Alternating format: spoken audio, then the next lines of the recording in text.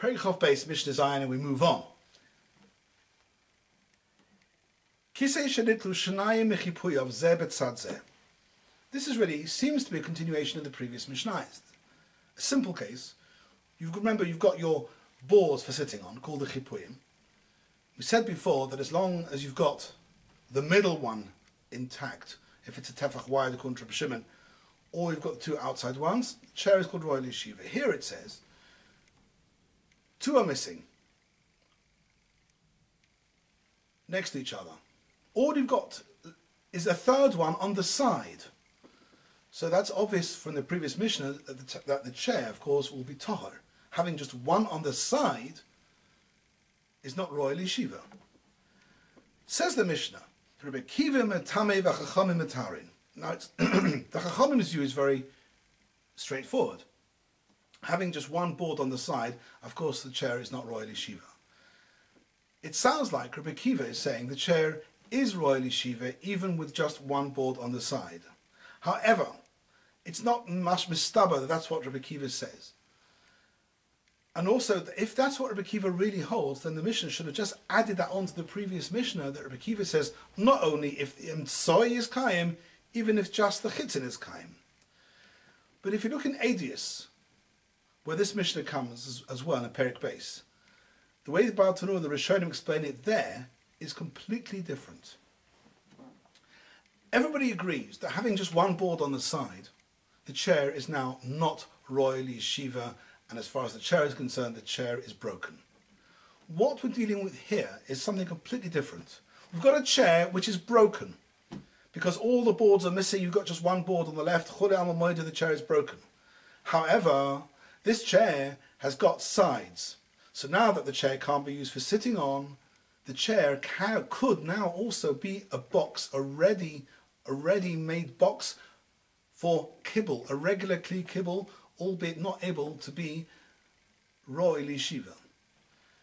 The question is here, we've had this before at the end of Perikutes. When you have a primary function, for instance, a box made for sitting on, and you have a secondary function, it can also be a kli kibble.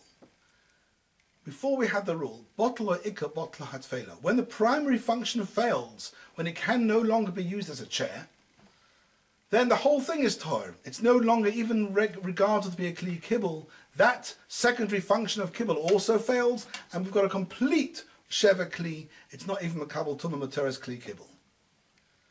That's what the Chachamim hold. Matar means in ganzen, completely tor, even though the chair is still roy to be a box for kibble.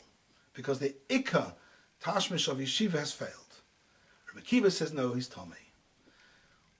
It sounds like from the Perish of Baal Tanur and Edius that Rabbi Kiva actually argues on the basic principle of botla ikka, botla atfeil. He says no, botla ikka, the ikka bottle, but the function of the tfeil, the function of a kli kibble of a box, stays intact, and the box now continues to be Tomei, not because it's royal and mishkav and moshav, it is not able to be makabel tumas medris, but it's a regular kli eitz, which is makabel, and therefore is makabel tuma materes maga of a sheretz and a mace.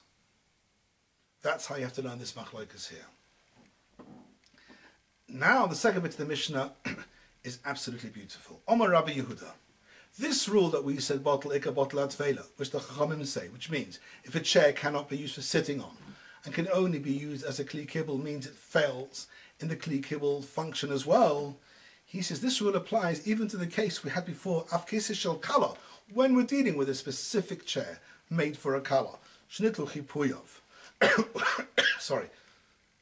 When the special ornamentation made for the bride is removed, which we said in Mishnah Dalet, according to Beis Hillel, the chair now becomes a sheva kli because it's now longer being able to be used by the kala. The specific function is gone where the specific function of a kala chair is gone. It is now a broken chair. In such a case, v'nishtayim or a base kabbalah, and you're left with a base kabbalah, it's still tahor. Even in such a case, where the ikka here is a kisei shel kala, it's not a general chair. You may have thought maybe this ikka is not so important.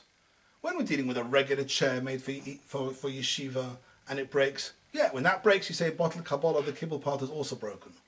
But maybe when you're dealing with a kisa shel kala, which has got a very specific function for a kala only, maybe when that function breaks, maybe that's not called such an ikar to say that the bottle had failure, that the kibble function has also failed. Says Rabbi Yehuda, even such a case of ikar and tofel, when the ikar is so specific belonging to a kala, even such a case we apply the rules of bottle ikar, bottle had failure. If it can no longer be used for a kala, it's completely broken, and the kibble function also failed under that rule. And then we move on to Mitzvah Mishnah.